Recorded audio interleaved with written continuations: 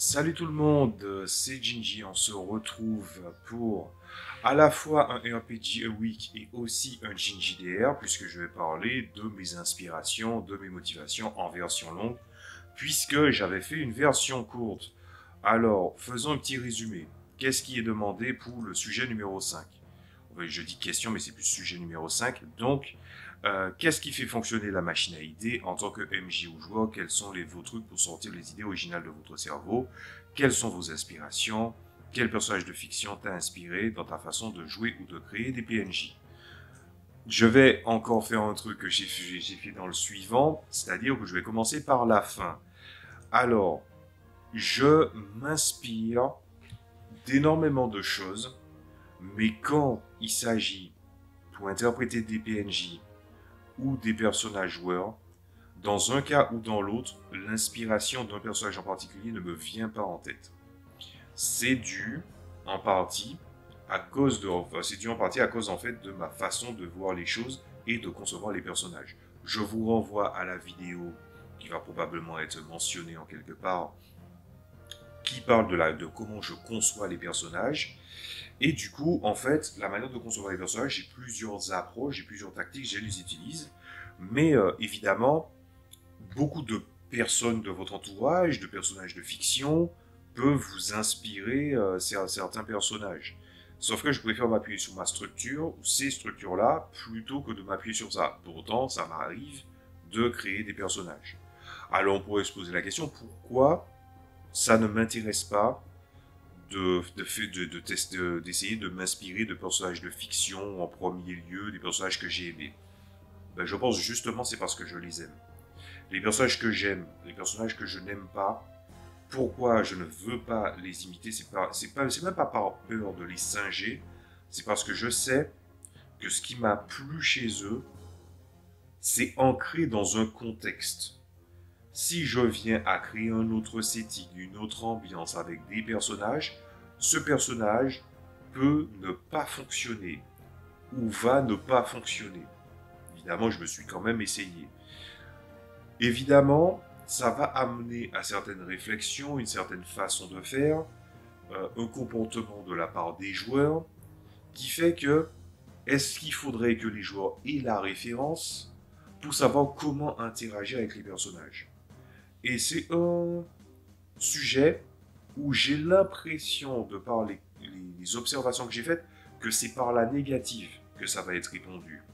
Imaginez que vous faites un personnage qui est une ordure, qui est en fait du bon côté, mais qui a une façon de procéder qui est totalement discutable, qui ne donne pas tellement d'informations au personnage. Je parle vraiment dans le cas de PNJ, parce que dans le cas de PJ, j'ai déjà parlé de ça il y a très longtemps, mais c'est une vidéo qui est encore viable de nos jours, où je parlais du à condition que sur les solitaires. Ces personnages que j'appelle, on va être le clair, on va dire des ordures, et j'ai parlé de ça d'ailleurs récemment sur encore une vidéo, ça fait déjà 3 références sur la position des ennemis. Je n'aime pas jouer les ordures, je n'aime pas non plus en fait avoir à créer un personnage qui va dans ce sens. Il faut que ce soit plus subtil que ça, parce que si c'est pas subtil, il y a des groupes de joueurs qui sont dans une espèce de rapport d'opposition. Ça ne veut pas dire qu'ils sont tout le temps en opposition avec les PNJ. Ça veut dire qu'il suffit que le PNJ ait un comportement qui est discutable ou qu'il sent qu'il y a quelque chose qui ne va pas, ou il n'y a pas assez d'informations, mais que la manière dont c'est amené, le personnage en fait ne leur donne pas la tâche facile, ça énerve les joueurs. En gros, il y a cette espèce de rapport assez étrange où normalement le PNJ appartient à ce monde, c'est l'autochtone de leur monde, mais que les joueurs voient les PNJ comme des outils. Dans l'absolu, et je dis bien dans l'absolu, les PNJ sont les outils des meneurs de jeu. Rarement celui des joueurs. On pourrait dire oui, mais tu sais, il y a aussi des personnages non joueurs qui vont venir aiguiller les personnages. Oui, mais parce que le meneur de jeu a besoin de cet outil. C'est pas dans l'absolu, c'est pas un outil du joueur, mais bien du meneur de jeu. Surtout que quand par exemple il vient à donner des données, ils vont pas commencer à grappiller la moindre chose. Mais à un moment donné, entre le pratique et le vraisemblable, il y a tout un éventail de nuances. De plus en plus, les joueurs ne voient plus les choses en nuances. Et c'est ça qui fait que je fais très très attention à ça. Et si on revient à la question d'origine, non, je ne vais pas m'inspirer d'un personnage parce que ça risque d'être compliqué, surtout si les personnages n'ont pas la référence, et que même si tu peux avoir des nuances de personnages, il y aura toujours un espèce de rapport de force. Je souhaiterais que ça change, mais c'est mal parti. Et je dis pas ça pour les joueurs avec qui je joue, je dis pas ça pour les joueurs qui m'ont précédé, je dis ça en général, dans la totalité de l'éventail de temps et de ce qui est pensé. La plupart des outils qui sont donnés dans le jeu de rôle, les joueurs ont tendance que ces outils leur appartiennent entre guillemets. Je fais très très attention à ça et je réagis en fonction de ça. Donc, je préfère me baser sur ma structure pour créer les personnages. Est-ce que ça veut dire que j'ai un éventail plus réduit? Ben, pas forcément. La construction et l'identité créative ou encore l'inspiration, qui est le sujet de la vidéo, vient avec des contraintes. C'est un sujet que j'ai déjà vu maintes et maintes fois, que j'ai expérimenté maintes et maintes fois, et je l'ai même déjà vu d'un point de vue extérieur. Mettre des contraintes, ça permet d'être créatif. C'est un outil. Pour revenir au sujet d'origine, ou plutôt la toute première question qui est posée dans le tas, c'est qu'est-ce qui fait fonctionner la boîte à idées? Tout. Qu'on soit créatif ou non, moi je vais parler en tant que créatif parce que je ne suis pas une personne qui n'est pas créative, mais je pars du principe que par exemple dans mon cas, la créativité elle vient de partout. Elle vient du fait d'aller se promener, de faire des vidéos, de regarder des contenus de fiction, d'observer des personnages, d'observer la société, de regarder comment les gens interagissent vis-à-vis de ces sujets de société. N'importe quelle personne, n'importe quel personnage, n'importe quel élément peut être sujet à interprétation. Vous pouvez avoir un portable, et puis en fait, le portable, en fait, c'est quoi le portable en fait? Ça peut être l'identité d'une personne, une partie de ce qui va constituer la vie de cette dernière, une partie de ses activités, voire même une grande majorité de ses activités. Cet outil qui est censé représenter la communication, comme je l'ai déjà soulevé dans de nombreuses vidéos dans le passé, plus l'être humain a eu des moyens de communiquer, moins il communique bien, moins il s'encombre à communiquer bien. Parce que peut-être que être en face du monde a fait que, ce n'est qu'une théorie, que la personne en fait se dit, ben, pour une personne avec qui il prend pas la peine de s'entendre, ben, peut-être qu'il y aura d'autres personnes qui vont penser comme lui. Et même, on va dire à une échelle beaucoup plus politique, s'il faut parler de politique, ou même une approche sociétale, les personnes ont plus tendance à rejoindre des personnes qui ont le même point de vue qu'eux, plutôt que d'aller dans une confrontation. Pas une confrontation de leur idée dans le but de se remettre en question, mais plutôt de pousser leur réflexion pour essayer soit de se mettre à jour, soit de comprendre le point de vue de l'autre. Essayer de se confronter à l'autre, c'est devenu un clash. Et tout ça, je vous ai parlé de ça juste avec ce portable. Juste par rapport à ce que ça évoque. L'inspiration est partout. N'oubliez jamais ça. On va passer à l'autre question qui est, en tant que meneur de jeu ou joueur, quelles sont les idées originales pour sortir de votre cerveau? Alors là, je dirais qu'à défaut de vous donner tous les outils, qu'est-ce que j'ai tendance à faire? Alors, je vais vous donner les exercices que j'avais déjà donnés avant.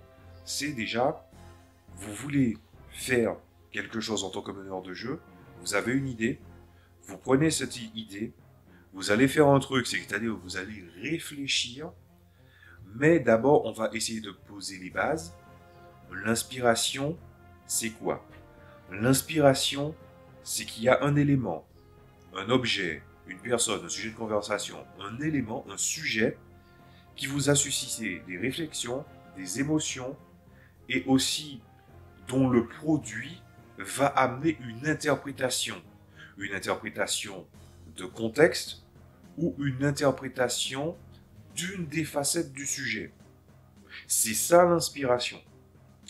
Donc quand on sait que l'inspiration, c'est ça, intervient à ce moment-là une posture qui peut être facile pour la créativité. Déjà, une pratique que j'avais commencé à faire au moment où je commençais à écrire mon carnet de scénario, c'est, je me dis, j'ai un sujet, j'ai un élément d'inspiration, je dois le mettre en forme en 20 minutes. Et c'est lancé. Je sais que j'étais censé faire une vidéo là-dessus, je pense que ça viendra incessamment sous peu. Mais en tout cas, 20 minutes, c'est un bon moyen. Après, si on veut parler de moyens de faire ressortir le meilleur ou sortir des idées, bon, alors je crois qu'il y a une question de l'originalité. L'originalité, c'est pas signe de qualité. On peut interpréter 1000 fois un même sujet, mais de la même manière, il peut être interprété 10 000 fois de la bonne façon, 10 000 fois de la mauvaise façon, 10 000 fois dans des rapports nuancés, que ce soit la nuance qui est née de comment les joueurs vont le vivre, ou comment vous allez le mettre en forme. Ce qui donne pas mal de possibilités en fait. Le plus important, je pense, pour sortir les idées originales de votre cerveau et surtout de l'appliquer en jeu de rôle, c'est toujours de se poser ces questions. Est-ce que, déjà, c'est un sujet qui m'intéresse vraiment? Est-ce que ça me tient à cœur? Quand vous avez vraiment quelque chose qui vous tient à cœur, la question de l'originalité ne se pose pas, à aucun moment en fait. Parce que l'originalité, parfois, c'est la fausse bonne idée. C'est-à-dire, on se dit, oui, mais en fait, comme c'est sorti, et c'est pas un truc qui n'est pas très abordé, bah peut-être que l'aborder, c'est être le premier à faire que. Non, il faut surtout pas penser dans ces termes-là. Est-ce que ce sujet vous tient à cœur? Comment le jeu de rôle peut le mettre en forme vis-à-vis du contexte et vis-à-vis du public cible, c'est-à-dire les joueurs qui vont le mettre en forme. Les joueurs vont, si vous ne faites pas des scénarios à rails, c'est censé, en principe, susciter des réflexions, des interrogations, des éléments de sujet qui vont prendre forme et dont les personnages vont interpréter la chose et vont apporter parfois leur propre réponse vis-à-vis du sujet. Après, il y a une autre question qui se pose, c'est déjà, est-ce que vous êtes à l'aise avec les joueurs auxquels vous êtes habitué à jouer, par exemple? Et ça, c'est un sujet qui est très important. Donc là, on va passer en mode confession intime, on va passer à une échelle beaucoup plus personnelle. J'ai tendance à dire que les grands méfiants commencent d'abord par être des grands naïfs. Je le sais en connaissance de cause. Mais vous savez, à un moment donné, quand je suis arrivé au collège à peu près, c'est plus ou moins un chemin croisé, le moment où je me suis fait cette réflexion sur les gens et le moment où j'ai commencé à écrire des scénarios de manga, ce genre de choses-là, c'est le même moment. J'ai commencé à me dire, je n'ai pas envie de parler avec un individu en particulier de tous les sujets. Il y a des sujets que je n'aborderai jamais, des sujets que je n'aborderai pas, des sujets que j'aborderai avec lui spécifiquement, et des sujets que je suis vraiment très enthousiaste à l'idée de lui en parler. Et évidemment, entre les deux facettes, au milieu, il y a les sujets à un niveau superficiel. Ne sous-estimez jamais le côté superficiel de cette façon de penser. Parce qu'on peut traiter un sujet qui est à l'air superficiel en amont, l'exposer aux joueurs, et que pour eux, c'est un élément qui leur tient à cœur, et leur fait voir les choses sur un autre jour. Alors, vu comment je parle, ça donne un peu l'impression que je fais du JDR dans le but de faire réfléchir ou quoi que ce soit. Je suis la règle que j'avais vue sur une affiche sur les règles d'écriture, où il n'est pas obligé d'y avoir une morale à l'histoire. C'est juste qu'un sujet va être suffisamment mis en phase pour faire réagir les personnes. Et vous savez ce que je viens de vous expliquer là? Je l'ai expliqué beaucoup plus simplement et pas en rapport avec le JDR, avec des personnes, depuis le moment où j'ai commencé à me faire cette réflexion. Et j'ai vu que c'est un sujet, en tout cas ma posture de faire les choses, était clivant. C'est-à-dire qu'il y a des gens, ils te disaient, ouais, mais pourquoi tu parlerais pas de tel sujet avec moi? Et bizarrement, paradoxalement, toutes les personnes qui ont eu un problème avec cette façon de penser-là, ce sont des personnes avec qui je m'entendais à un niveau superficiel, mais qu'en profondeur, il y avait un truc qui déconnait. C'est un hasard. Je pense que ce hasard, c'est mon expérience. Je ne dis pas que c'est une vérité. Loin de là. Mais disons que c'est ce qui est ressorti. Au collège, il y a eu au moins une personne comme ça, voire même deux, je crois. Au lycée, pareil. L'école d'art, pareil. Etc., etc. En fait, je pense que facilement, tous les 5 ans, il y en a au moins eu un. La vérité, c'est que, en fait, il y a des personnes qui n'aiment tout simplement pas voir des options être retirées. Mais en vrai, ce que j'ai exprimé là, c'est quand même un point de vue qui est partagé. Qui est partagé dans le sens où des gens sont d'accord avec ça. Mais ils ne l'expriment pas directement. Mais donc, quand vous allez écrire un scénario de jeu de rôle, êtes-vous à l'aise vis-à-vis de parler de ces choses-là avec le groupe de joueurs? C'est clairement de ça que je parle. Et puis, il y a une autre question encore, c'est-à-dire, est-ce que le sujet est propre à interpréter dans le jeu de rôle? Et à ce moment-là, on parle du domaine de la X-card, de la sensibilité émotionnelle, du fait que la question précédente qui est aussi raccord, c'est-à-dire est-ce que vous êtes prêt à parler de certains sujets et pas d'autres, ou traiter certains sujets et pas d'autres, c'est quelque chose qui est compliqué. Je prends un exemple, on va pas prendre l'exemple le plus extrême, le plus profond, on va prendre un exemple de quelque chose que j'apprécie, quelque chose que les gens voudraient voir, une certaine strate de personnes voudraient voir, mais que dans le jeu de rôle, ça crée une grogne chez certaines personnes. Je vais parler de la romance. Je ne veux pas de la romance omniprésente, je veux une égale importance, et en fait, la romance et le romantique, on peut l'amener exactement à la même échelle. C'est-à-dire la manière de mettre en forme les choses et la manière dont les personnages interprètent ou nouent des liens avec un certain niveau de profondeur.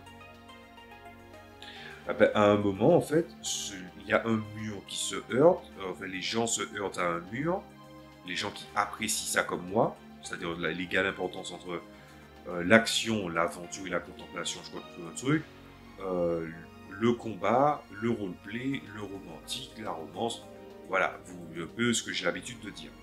Alors, vous voyez cette chose-là, cette égale importance, je considère qu'elle est importante pour moi, mais par exemple, quand on regarde, on fait je ne vais pas dire une essentialisation, parce que c'est vrai que c'est une connotation négative. Vous savez quoi, on va le dire quand même. L'essentialisation du jeu de rôle, c'est quoi? C'est quoi les trucs qui mettent en forme le jeu de rôle dans le plus grand nombre? Quand vous ne connaissez pas quelqu'un et vous devez vous poser la question de est-ce que vous pouvez aborder ça? Déjà, le jeu de rôle, qu'est-ce qui fonctionne? Le tabletop RPG, la fantaisie féodale ou début Renaissance à la limite, les tropes, le fait que tout le monde dit oui, j'aime un scénario de jeu de rôle, une campagne de jeu de rôle où il y a de tout, mais au final, le combat, à la plus grande part, et c'est ce que les gens veulent de base, je n'émets pas un jugement, c'est une observation, ben tu te dis, quand il s'agit de parler de romance ou qu'il y a des éléments en rapport avec la romance, il y a des gens qui grognent, il y a des gens qui disent ouais, ça m'intéresse pas, ou il y a des gens qui commencent à pianoter sur leur portable, ça ne les intéresse pas. Que ça les intéresse ou pas, ça ne va pas. Mais imaginez, ne serait-ce que par exemple, vous êtes une femme et vous voulez de la romance, alors là c'est plein tarif. C'est x3. Donc, on ne peut pas, de la même manière qu'on ne peut pas parler de tout avec tout le monde, on ne peut pas, comment dire ça, on ne peut pas non plus faire n'importe quoi, traiter n'importe quel sujet ou jouer n'importe quel setting, puisqu'il y a des gens, non seulement ils ont des goûts Mais si on rajoute aussi l'élément de la sécurité émotionnelle, la X-card, le tableau des sensibilités, d'ailleurs, j'étais au début pour, en fait, j'étais sceptique par rapport au tableau des sensibilités, puis je me suis dit, ouais, c'est pas mal, puis je vois des gens qui me parlent de la sécurité émotionnelle, de la X-card, ce genre de choses-là, et je comprends où ils veulent en venir. Je crois que c'est MJ Mask qui en parlait récemment d'ailleurs, et il parlait du fait que c'est un peu comme une relation SM.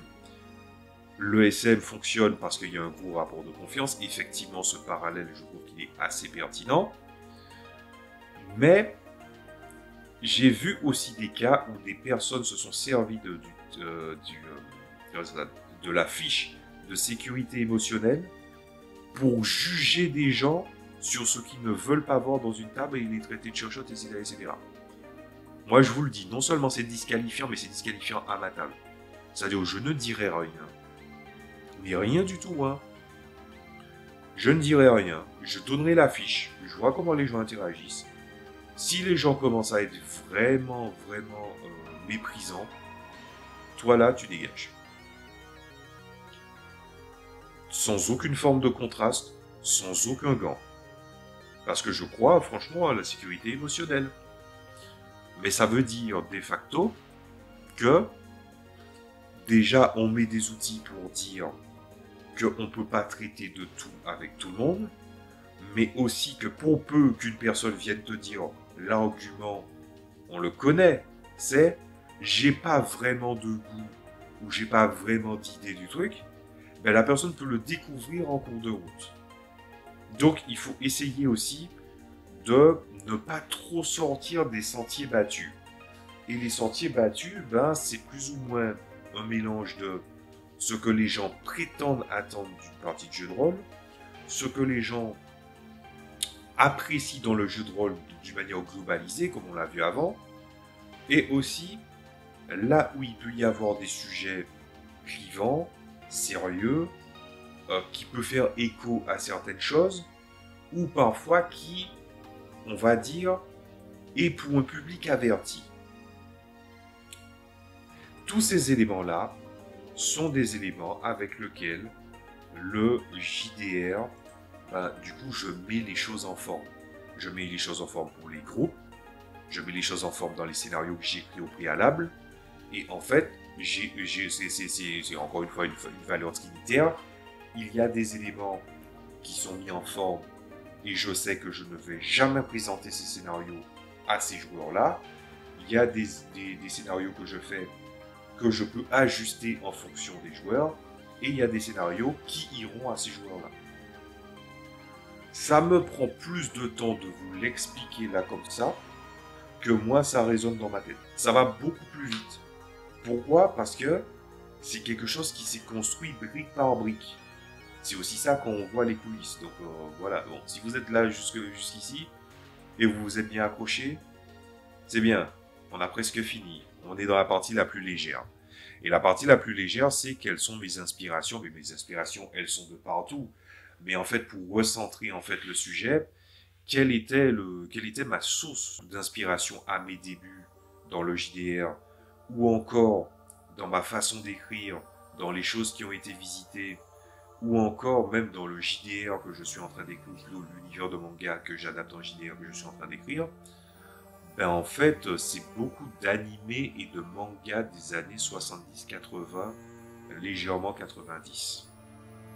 C'est-à-dire, si je dois donner des références rapidement dans le domaine de l'animation et du manga, je peux citer, sans forcer, City Hunter, Space Adventure Cobra, Albator, Hokuto no Ken. Est-ce que j'en ai zappé un?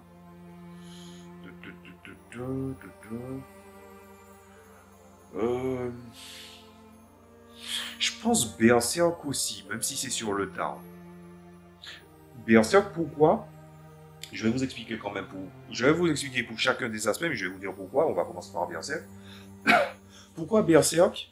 Parce que Kentaro Miura est quelqu'un qui n'était pas méprisant, et il a écrit l'approche relationnelle des personnages comme si il l'écrivait pour un shoujo, c'est-à-dire un manga destiné aux filles adolescentes. Le rapport de l'émotionnel est souvent quelque chose qui est négligé. Je pense que j'en ai assez dit pour que vous compreniez pourquoi la romance a une part belle là-dedans. Et d'ailleurs, il y aura une autre inspiration dans le jeu vidéo, vous allez voir. Donc, Berserk, dans ma manière de tisser les relations des personnages, les étapes que les gens viennent à franchir, ou ce genre de choses-là, j'y ai mis plus de soin grâce à Berserk.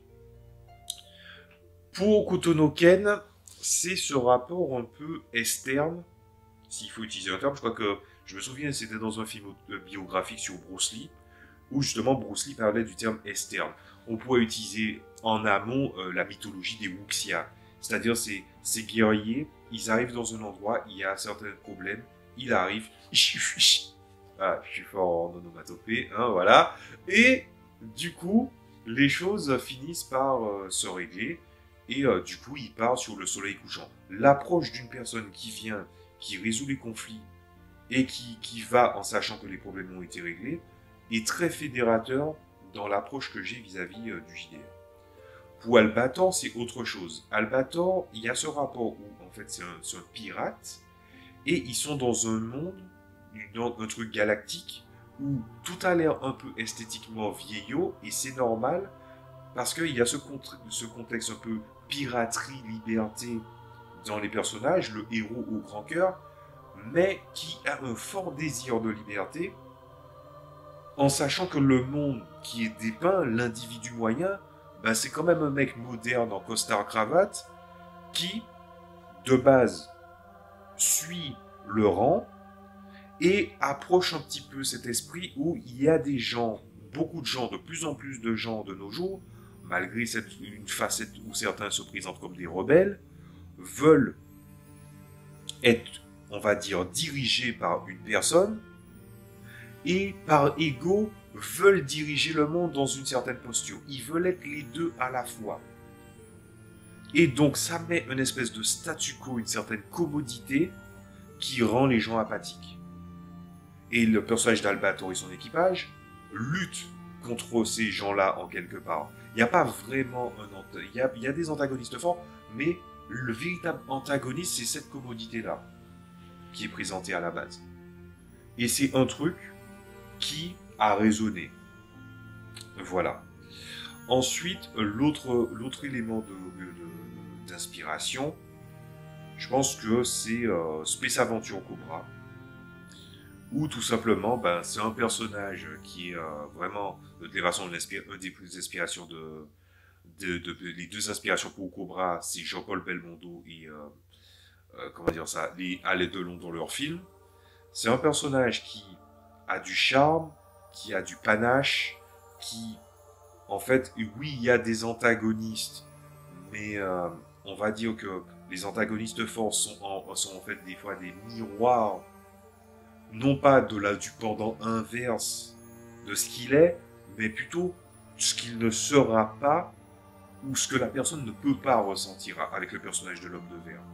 Le personnage de Cobra montre une facette de l'aventure et un personnage qui a un certain panache, qui rebondit sur des situations très critiques et qui, dans un état de nature, ne change pas tellement sa posture, sauf dans de très très très rares cas. Un trait qu'il partage d'ailleurs avec le personnage de Ryo Seiba, ou Nicky Larson en français, et l'autre inspiration, c'est City Hunter justement, où il y a c'est un personnage qui vit dans un monde dur, qui a un passé qui l'est tout autant, et au travers du personnage, c'est un personnage qui évolue dans la pègre, dans un milieu souterrain, et qui, en contraste avec l'autre personnage, j'oublie à chaque fois son nom, mais je crois qu'en français c'est Laura, elle tombe dans ce monde-là et voit l'entourage de Ryo et un peu comment ça fonctionne, où les gens ne font pas forcément des choses qui sont très morales, mais qui sont quand même des facettes de ce qu'est l'être humain. L'être humain dans sa figure, et je pense que on va voir ça dans les autres inspirations que je vais citer, il y a ce rapport où en fait il faut trouver une espèce de grande figure de vertu, rend les gens zélés de vouloir protéger cette personne, mais qu'il n'y a pas tellement de personnes vertueuses. Mais en même temps, une espèce de figure du vice, c'est très facile à construire, c'est très facile à diaboliser. Et je dirais même que j'ai presque l'impression que la figure d'un grand mal est très facile pour passer sous le tapis tout le vice et toute la vilainie qui existe dans l'être humain. Et ce que représente l'univers de City Hunter au travers de ce monde de l'Apex, comme ça, c'est qu'il y a des gens qui plongent volontiers dedans, mais qui gardent une certaine forme de morale, une certaine forme de code, et qui permet d'avoir des personnages en nuance.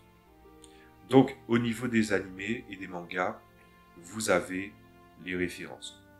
Ensuite, pour les jeux vidéo, ben, je pense que c'est Warlords Battle Cry, plus précisément la série des STR. Pourquoi Warlords Battle Cry? Ben parce que c'est un STR qui m'a beaucoup marqué. C'est en matière de mécanique de gameplay, le 3, je le considère comme un accomplissement assez fort. C'est un jeu qui va, je pense qu'il vaut mieux que j'en parle tout de suite. Il y a beaucoup d'influences que j'ai. Vous allez voir que c'est des influences qui seront difficiles peut-être à suivre pour vous, parce qu'en fait, ce sont des choses qui sont soit datées, soit de niche, soit c'est sur des axes bien particuliers qu'ils ont appréciés, et le temps d'aller chercher, si vous voulez aller chercher, vous essayez de vous renseigner là-dessus, vous seriez déjà dégoûté ou vous trouverez ça inintéressant. Je sais que j'ai des avis ou des trucs de niche, je préfère vous prévenir. Warlords Battle Cry, pour moi, c'est vraiment ma bible de game design en jeu de rôle et en jeu vidéo. Parce que c'est un STR qui prend des mécaniques de jeu de rôle, qui mélange les deux, qui en même temps, au passage, aussi prend des éléments de certaines fictions, certains univers fictifs, comme par exemple Donjons et Dragons, Warhammer, et même Final Fantasy sur très très peu d'aspects, mais des aspects quand même, et qui, malgré comment dire ça, un chara-design disparate, malgré que ce sont des flemmards en matière de direction artistique, d'un monstre à l'autre au sein de la même faction, on voit qu'il n'y a pas les mêmes modèles parce que le truc a vieilli, il y a des choses qui se sont rajoutées. C'est des schlags, mais pourtant pourquoi le jeu il est autant apprécié, c'est parce que c'est bien foutu. D'ailleurs, je précise, si vous voulez découvrir le vrai World Battle Cry 3, prenez-le sur GOG. La meilleure version, la version la plus propre qui a été lancée à la base, c'est sur GOG. Si vous prenez celui sur Steam, il y a des tas de trucs bizarres, c'est pas bon. Je sais pas qui a voulu reprendre le truc et pourquoi il a changé les règles sur ça, mais prenez-le sur GOG. Et avec des éléments d'inspiration, ou parfois même il y a des choses... non, je crois pas qu'il y a des... Oui, il y a des références, mais c'est des références que les STR font. Par exemple, pour Warcraft 3, il y a des répliques, c'est des références à certains trucs. Et les gens se lâchent sur ça. Ben, du coup, on a de ça, mais malgré le fait qu'il a des inspirations très connues, il arrive à créer un monde, une mythologie qui est assez correcte et assez plaisante en fait. Donc ça, c'est le premier. Ensuite, Fire Emblem, c'est le deuxième. Mais Fire Emblem, pré-Awakening, plus précisément. Désolé pour moi, Awakening et tout ce qui se passe après, ils ont passé un cap. Fire Emblem a toujours été une franchise de stratégie, de tactical RPG, qui emprunte vraiment de l'esthétique animée, de la fantaisie à l'orientale, et qui avait ce rapport de niche où c'était dur, quand tu perds un personnage, c'était pour de bon, c'est pas ça qui va être déterminant, ne vous inquiétez pas, mais avec une esthétique animée, ce qui n'est pas sans rappeler par exemple les guerres de Ludos, ce genre de choses-là, les personnages avaient vraiment beaucoup de nuances dedans. C'est-à-dire qu'on découvrait, en fonction des dialogues à découvrir, des facettes très très différentes. C'était des personnages très complexes. Et je trouve qu'il y a une espèce de monolithisme qui est arrivé avec Awakening, où en fait c'est des clichés ou des tropes qu'on voit dans les animés et les mangas, mais vraiment purs. C'est-à-dire, tu as la fille qui fait plus jeune et qui est millénaire, tu as le gars qui déteste les femmes parce qu'en fait il a perdu sa petite amie ou sa femme, tu as le gars qui est vieux et que tu es en train de mentionner qu'il est vieux, le gars qui est tout le temps sérieux, le héros qui arrive à s'enthousiasmer de choses qui fait chier tout le monde, c'est des clichés sur pattes. Et je trouve ça fort dommage. Même si les dialogues viennent à étoffer le personnage, c'est pour montrer certains aspects qui ne vont pas dénoter de la personnalité. Je vais rappeler ce que disait Alexandre Astier sur les personnages. Il disait que quand tu respectes un cahier des charges, je paraphrase, mais quand tu respectes un cahier des charges, le tout perd en saveur en fait. Il y a des moments où vous savez ce que vous êtes, ce que vous représentez, mais pourtant, il vous est arrivé à des moments, à des époques, de ne pas vous être comporté comme vous vous comportez en temps normal. Quand vous êtes au plus haut, quand vous êtes au plus bas, il y a des moments ou des éléments de nuance où, par exemple, il y a même des personnes qui vous attendent au tournant en se disant « Ouais, mais en fait, vous allez réagir comme ça » et vous vous dites « Non » et vous savez pourquoi et vous arrivez même à vous surprendre de certaines situations.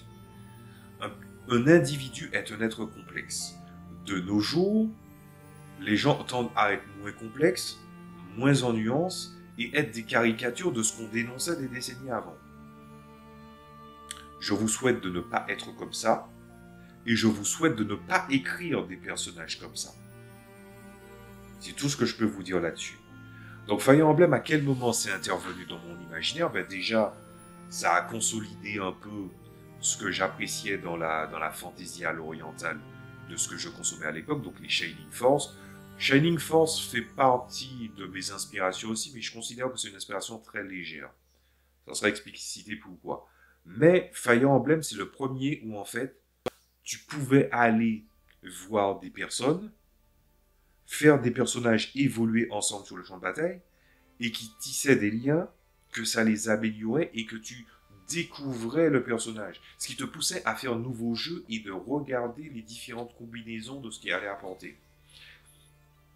Et je trouve que quand j'ai découvert Fire Emblem au début des années 2000, ça a résonné au même moment que cette espèce de convergence de ce que je vous ai dit avant pour les inspirations et le fait que j'ai commencé à écrire des mangas, etc. C'est-à-dire c'est arrivé au bon moment. C'est-à-dire là, le romantique, la romance, il a fait son créneau, il s'est bien placé, il a fait genre, il a fait partie de l'équipe. Et il fait partie de l'équipe. C'est comme ça que ça s'est passé. Ensuite, qu'est-ce qu'il y a d'autre comme inspiration? Je dirais les Fantasy Stars aussi. Les Fantasy Stars, c'est un peu paradoxal parce que les Fantasy Stars de l'ère de la Master System jusqu'à la Genesis, donc la Mega Drive, c'est du Cosmic Fantasy, mais les personnages sont habillés comme des personnages de monde médiévaux. Le moment où ça change légèrement, c'est dans le Fantasy Star 4, End of the Millennium, un truc comme ça que ça s'appelle, qui est d'ailleurs très apprécié. Et moi, j'ai découvert Fantasy Star avec le online 1, donc c'est-à-dire l'épisode 1, 2, 3 et 4. Je ne peux pas aborder Fantasy Star en une vidéo. Enfin, au travers de cette vidéo. Je vais devoir faire une vidéo pour vous en parler. Mais disons que Fantasy Star Online 1 m'a beaucoup marqué. Le 1, le 2 et le 3. Le 4, c'est une tentative de rebooter ce qui s'est passé dans l'épisode 3. Et je pense que c'était une très mauvaise idée. Je dirais juste que ce qui m'intéresse, ce qui m'a inspiré déjà, c'est que la fantasy n'avait pas à être féodale. On peut avoir de la fantasy urbaine, on peut avoir de la fantasy futuriste, on peut avoir de la fantasy cosmique. La direction artistique, le fait que l'histoire est disséminée dans les scénarios que tu peux vivre, le fait que la direction artistique a vraiment bien marché avec moi, la manière dont ils ont construit le online pour créer de la connexion et aussi de réfléchir à certains éléments en amont en game design, m'a permis de voir les choses autrement. C'est très déterminant en fait Fantasy Star dans la liste. Quel autre élément dans le jeu vidéo a été une source d'inspiration? Non, je crois que facilement, ouais. Hein. Battle Cry, Fire Emblem et Fantasy Star a beaucoup pesé. J'ai parlé des Shining Force, mais la série des Shining en général, c'est de la bonne fantasy à la médiévale, avec différentes espèces, y compris les centaures. D'ailleurs, c'est toujours, moi je connaissais quelqu'un au lycée qui disait, son rêve c'est qu'il y ait standardisé dans les jeux vidéo les centaures comme race jouable. Moi, je dirais même plus loin, les cavaliers, les personnages sur les montures, ou les classes qui sont tournées autour des montures ou des familiers, devaient être à une échelle beaucoup plus élevée. Mais les trois plus déterminants, je crois que c'est ces trois-là. J'essaie de réfléchir, mais je dirais que chaque jeu vidéo que j'ai joué et que j'ai apprécié m'a inspiré.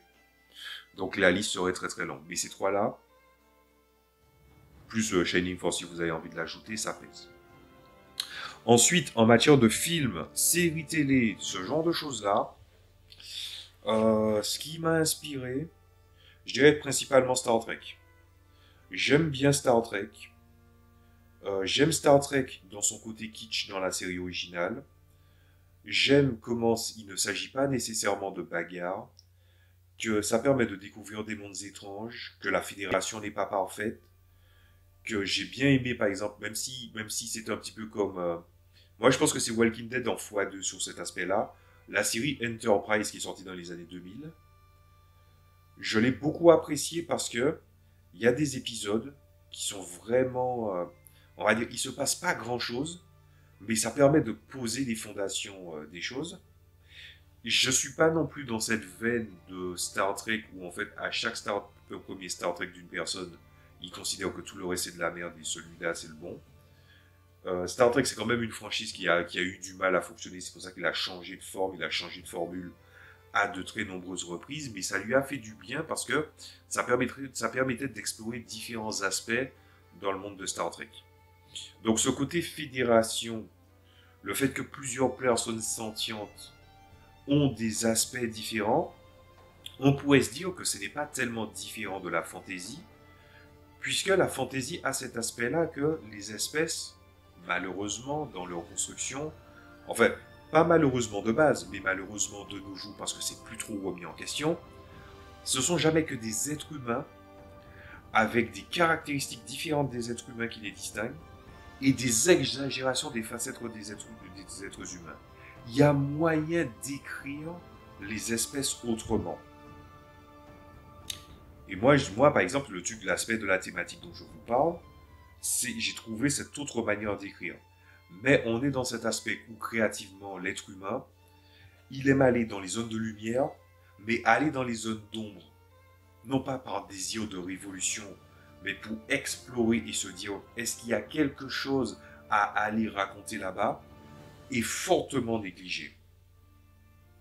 Je pense aussi que c'est pour ça qu'on ne trouve pas des livres de fantasy, des livres de romance, des livres d'espionnage transcendants de nos jours. Voilà. Donc Star Trek principalement en série. J'essaie de voir quel autre film. Je dirais qu'en matière de mise en abîme, c'est des cas assez extrêmes, mais je vais citer 3 films. Fight Club. Comment ça s'appelle? Scarface. C'est vrai que j'ai déjà parlé de ces films-là, donc je ne vais pas trop aller longuement là-dessus. Allez voir ma vidéo sur les méchants. Et ensuite, je dirais la série Breaking Bad. J'aime bien la mise en abîme de personnes qui ont été mises en face de leurs vices, de leurs faiblesses et de leur hubris. Et comment en fait ça fait des personnages qui sont imparfaits, et parce qu'ils sont imparfaits, ils sont intéressants. Ces 3 films-là reflètent bien ça. Je veux dire, c'est récemment que j'ai vu Fight Club, je crois que c'était 2022, un truc comme ça, et je suis encore en train de redescendre de Fight Club. Fight Club, c'est vraiment un truc qui a été très révélateur aussi. Donc tous ces films-là ont aussi été une part d'inspiration, mais c'est une inspiration très tardive et qui ne s'est pas distillée dans mes fictions à la base. C'est vraiment dans les trucs les plus récents que ça a commencé à prendre forme. Donc là, j'ai donné pas mal de mes références. Il y a sûrement pas mal de choses que j'ai sautées. Mais de toutes les façons, c'est difficile de réfléchir à ce qui nous intéresse ou non en matière d'inspiration, mais c'est aussi très difficile de devoir en fait livrer ses inspirations. Parce que des fois, en fait, il suffit juste que les gens prennent ce que tu viens de dire et puis ils le recrachent. Mais le comprendre, le ressentir, te fait concevoir les choses différemment. Moi, je me dis, j'ai livré ce que j'avais à livrer et c'est très bien comme ça. En attendant, ce que j'ai à dire sur le sujet de l'inspiration et après avoir livré tout ça, c'est que je vous ai donné tout ce que j'avais à vous dire, tous les conseils, allez-y, revenez. Mais si je dois faire une synthèse des fois, qui va rajouter des choses en plus pour la conclusion, c'est que un meneur de jeu qui n'a ni sensibilité, ni culture générale, et aussi qui n'arrive pas à se mettre en face de ce qui l'intéresse le plus, que ce soit à cause de quelconque raison que ce soit, il part déjà du mauvais pied pour produire des histoires inoubliables ou des aventures qui vont le faire vibrer. Donc faites juste très attention à ça et ne vous mettez jamais au second plan. Parce que oui, les gens sont bel et bien les acteurs et vous devez vous devez faire en sorte que les gens puissent être acteurs dans l'histoire interactive que vous allez faire vivre, mais qu'ils saisissent ou non les sujets pour peu qu'ils passent un bon moment. S'il s'agirait d'expliquer pas mal de choses où ils ont l'impression de passer à côté, s'ils étaient vraiment intéressés dans ce que vous leur avez proposé, ils viendront vous voir pour vous en parler. Donc, voici tout ce que j'avais à dire sur le sujet. En souhaitant que ça vous ait plu, je vous dis à la prochaine fois pour d'autres vidéos. Je vais vraiment essayer de trouver un moyen de parler, que ce soit de Fantasy Star ou encore même, par exemple, de mise en conception de comment je structure un scénario. Ça, c'est un truc qui va me demander vraiment pas mal de mise en forme. C'est pour ça que j'ai autant tardé. Je vous dis à la prochaine fois. Salut à tous.